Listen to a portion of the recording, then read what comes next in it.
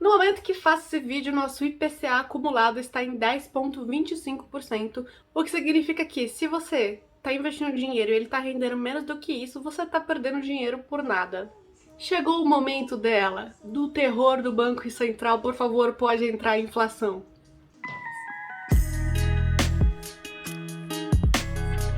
Cara, papel assim protagonista da economia brasileira. A economia brasileira, ela sempre foi muito assombrada pela inflação, né? Então a gente tem um vídeo falando sobre o tripé macroeconômico e hoje eu quero explicar pra vocês o que raios é essa inflação, por que que a Selic tá crescendo, por que que tem que conter isso, o que que tá acontecendo. Não precisa ser nenhum gênio pra perceber que você foi no mercado uma semana, já tava meio estranho, na outra tava pior ainda e assim continuará, tá? Então, se você tá assistindo esse vídeo ao vivo aqui no tempo real, a tendência é que piore pelo menos até metade do ano que vem. Pra vocês terem uma noção aqui, uma informação extra.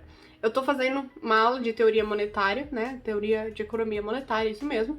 E o meu professor disse que tem um estudo, não encontrei ainda, então posso estar falando asneira aqui, mas eu espero que não, porque saiu da boca do meu professor, pós-doutorado em economia monetária, de que a partir do momento que o governo faz algum tipo de política monetária contracionista, ou seja, aumentou a Selic, já falei disso, vou deixar aqui para vocês assistirem, a partir de 9 meses que a gente começa a ver esse efeito. O maior problema nessa pandemia foi justamente a demora do governo em reagir ao que já estava acontecendo aos olhos de todo mundo. Foi acho que em março a primeira vez que o Copom decidiu começar a aumentar a Selic, depois, né, de uma trajetória de queda e de manter a Selic ali um pouco mais baixa, em 2 e pouco por cento.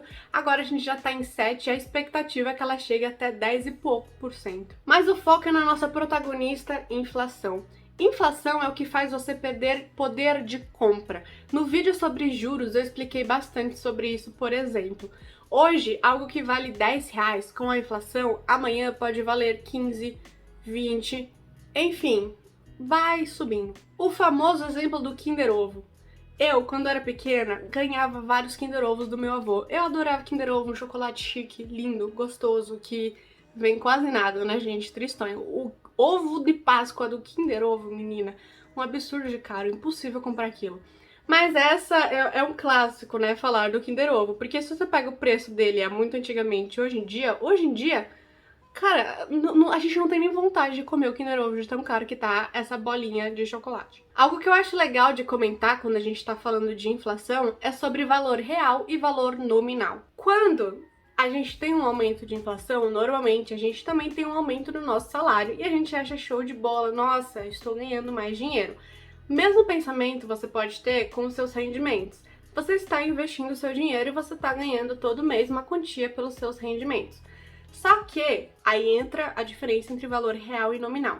O valor que você está ganhando, o valor nominal, é o valor ali que você acha que você está ganhando. Então, sei lá, o meu salário é de R$1.000. Então eu acho que eu estou ganhando R$1.000. Só que o valor real, ou seja, o valor descontando a inflação, se a inflação estiver, por exemplo, em 40%, você realmente está recebendo R$600 e não R$1.000. Então é aquela questão de olhar para a sua cesta de bens. O IPCA, então, que é o índice que mede, ele tem ali uma cesta de bens, ele mede a variação do preço desses mesmos bens de mês a mês. É a mesma coisa. O mês passado eu conseguia comprar 10 itens da minha cesta e aí nesse mês, mesmo aumentando o meu salário, agora eu só consigo comprar ou esses 10 ainda ou menos. Então é isso que a inflação faz, ela faz com que a gente perda poder de compra, ela vai comendo o nosso dinheiro. Demanda excessiva ou aumento nos custos são dois dos principais motivos pelos quais a inflação ela acontece. O que é demanda excessiva? É a demanda ser maior do que a oferta. Então é, por exemplo, se o Banco Central emite moedas, ou seja, aumenta a oferta de moedas, significa que eu tenho mais dinheiro, eu vou querer comprar mais e isso vai gerar inflação. Já a segunda opção, ou seja, a inflação que acontece por aumento de custo dos produtores, é muito do que a gente está vendo hoje em dia com a carne mais cara, o arroz mais caro. O que acontece? Há menos insumos, porque tá mais difícil de importar, o mundo inteiro tá na pandemia, gente, o mundo inteiro foi afetado. Então tá mais escasso arranjar os insumos necessários para produzir, então está mais caro produzir. Se está mais caro produzir, isso é refletido nos preços, o preço aumenta, puxa a inflação vai lá para cima. Lembrando que no primeiro caso a gente pode sim estar falando de um aumento de renda desses consumidores, mas no segundo a gente não está falando de um aumento de renda, a gente está falando de preços aumentando por dificuldade de conseguir manter os preços do produtor, ou seja, está mais caro produzir, e isso, claro, derruba o nosso PIB lá para baixo, que é o que está acontecendo hoje em dia com a nossa economia. No Brasil, os índices mais importantes são o IPCA e o NPC.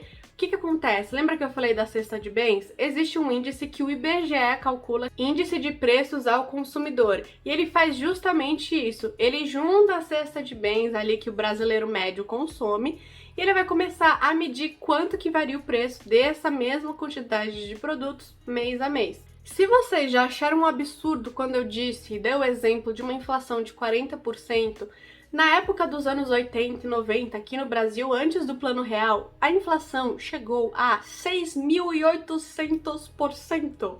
Vocês estão entendendo o que é 6.800%? Cara, eu não sei. Chega pra sua mãe, pra sua avó, pro seu avô e pergunta como que era. As pessoas sempre falam a doideira que era fazer compra no mercado, porque era o tempo todo uma pessoa ali com um ticker de preço, mudando o preço a cada hora, a cada minuto, porque as coisas estavam aumentando absurdamente de preço. A nossa economia estava num momento ali desastroso, pós-milagre econômico, que não foi milagre nenhum, não tinha mais capacidade ociosa no nosso país, o que tinha era inflação e falta de governar, de administrar esse dinheiro, e foi só lá para 1999, 98, foi ali nessa época em que a gente conseguiu implementar o Plano Real e depois veio o tripé macroeconômico desde 99 para tentar dar uma equilibrada. E eu não nego que de vez em quando, se eu assisto o jornal hoje em dia, escuto sobre inflação, me dá um medo, gente. Me dá um medo disso acontecer de novo, mas eu tenho fé de que a gente, né, já sofreu com essa hiperinflação, né? Esse foi o nome da época, dos anos 80 e 90, então a gente passou por esse momento de hiperinflação. Mas só falando um pouco, uma das coisas que encadeou nesse momento foi que em 85, com a nossa ditadura militar, a nossa dívida externa foi de 3 para 105 bilhões de dólares. Foi justamente porque o Brasil, ele sempre foi muito dependente de economias externas. Então, se você for analisar, né, uma linha do tempo dessa época, tiveram muitos desequilíbrios externos e o Brasil não conseguia segurar as pontas e as rédeas do seu próprio país. Então teve crise do petróleo, depois teve crise do petróleo de novo, teve guerra mundial, primeira guerra, aí teve guerra de novo, aí entraram na Guerra Fria. E o Brasil ficava o tempo todo tentando depender desse desequilíbrio externo, o que claramente não funcionava.